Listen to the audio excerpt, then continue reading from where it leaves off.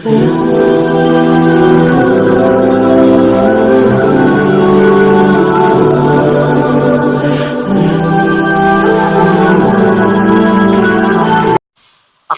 একটা প্রশ্ন করি, যখন কেউ তোমাকে দেখে না, যখন তোমার কোনো ছবি তোলা হচ্ছে না, যখন তোমার কোনো ভিডিও রেকর্ড করা হচ্ছে না, তখন যখন তোমার প্রশংসা করার জন্য আশেপাশে কেউ নেই, তখন তুমি কে? কারণ মানুষকে চিনতে হলে তার জনসম্মুখে জীবন নয়, তার একাকী জীবন দেখতে হয়। আজ সোশ্যাল মিডিয়ার যুগে আমরা সবাই চাই মানুষ আমাদের ভালো বলুক, মানুষ আমাদের ভালো বলুক, মানুষ আমাদের ধার্মিক বলুক,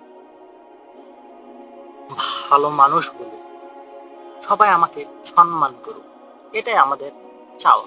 কিন্তু প্রশ্নটা কি, যে আল্লাহ কি আমাদের সম্পর্কে একই ধারণা রাখে বা একই কথা বলে? এইটা আমাদের ভাবতে হবে। আমরা মানুষের সামনে ভদ্র হতে পারি, মানুষের সামনে ভদ্র হতে পারি, মানুষের সামনে সুন্দর কথা বলতে পারি, এবং আমরা মানুষের সামনে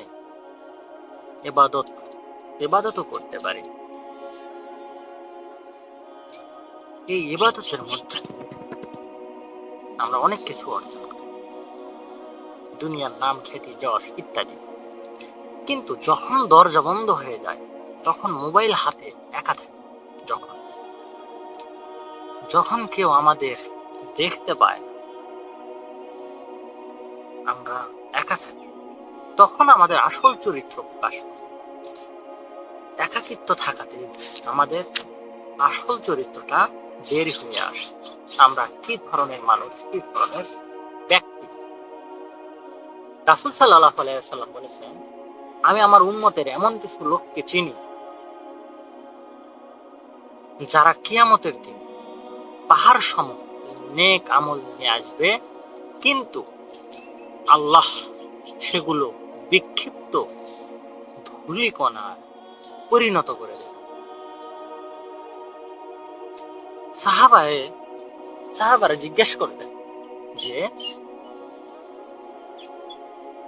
হে আল্লাহ রাসূল, তারা কারা? তখন আল্লাহ রাসূল সাল্লাল্লাহু আলাইহি ওয়াসাল্লাম বলেন, তারা এমন লোক যারা মানুষের সামনে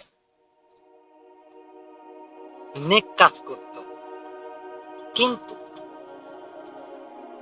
একা হলে আল্লাহর নিষিদ্ধ কাজগুলোতে লিপ্ত। তার মানে তারা কি রিয়া করত, মানে লোক দেখানো ইবাদত। চিন্তা করে দেখো, আজ আমরা মানুষকে ফাঁকি দিতে পারি এবং পরিবারকেও ফাঁকি দিতে পারি, সমাজকে ফাঁকি দিতে পারি, বন্ধুকে ফাঁকি দিতে পারি, কিন্তু আল্লাহকে কি কখনো ফাঁকি দেওয়া সম্ভব না? আল্লাহ জানেন আমরা কি দেখি এবং কি শুনি, তিনি সবকিছু অবগত আছেন। আর আমরা কি ভাবি, কি লুকিয়ে রাখি এবং কি প্রকাশ করি, তিনি সব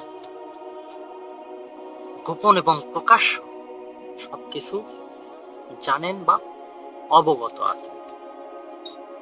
কোরআনে আল্লাহ বলেন যে তিনি চোখের চুরি এবং অন্তরের গোপন বিষয়ও জানেন।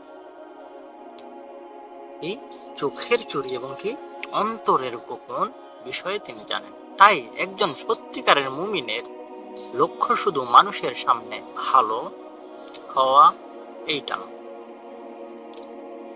একজন মুমিনের লক্ষ্য একাকিত্বেও আল্লাহকে ভয় করা। যেই ব্যক্তি নির্জনে গুনাহ করার সুযোগ পায় এবং এই সুযোগ থাকা সত্ত্বেও শুধু আল্লাহকে ভয়ে তা ছেড়ে দেয়, সেই ব্যক্তি আল্লাহর কাছে অত্যন্ত প্রিয়। আমরা ঈমান আমলে কতটুকু করতে পারি তা আমরা জানি, কিন্তু একাকিত্বে আল্লাহকে ভয় করা উচিত। আল্লাহ ভয়ে আমাদের সমস্ত পাপ কাজ থেকে বিরত থাকা উচিত। আজ মানুষ আমাকে দেখুক বা না দেখুক, তোমার পোস্ট লাইক করুক বা না করুক, বা তোমার ভালো কাজের প্রশংসা হোক বা না হোক, মনে রেখো আল্লাহ সব দেখছেন এবং আর মানুষের প্রশংসা একদিন শেষ হয়ে যাবে। মানুষ একদিন প্রশংসা করবে, আপনি ওই মানুষকে অন্য একদিন আপনি কিছু দিতে পারলেন, সে আপনার প্রশংসা ছেড়ে দেবে, শেষ করে দেবে, আপনার প্রশংসা শেষ হয়ে যাবে। কিন্তু আল্লাহর সন্তুষ্টি চিরস্থায়ী। আজ নিজেকে জিজ্ঞাসা করো, আমি কি সেই মানুষ যাকে আমি অন্যদের সামনে দেখাই? আমি অন্যদের সামনে যেরকম প্রিটেন্ড করি, যেরকম আমি প্রদর্শন করি, আমি কি সেই রকম মানুষ?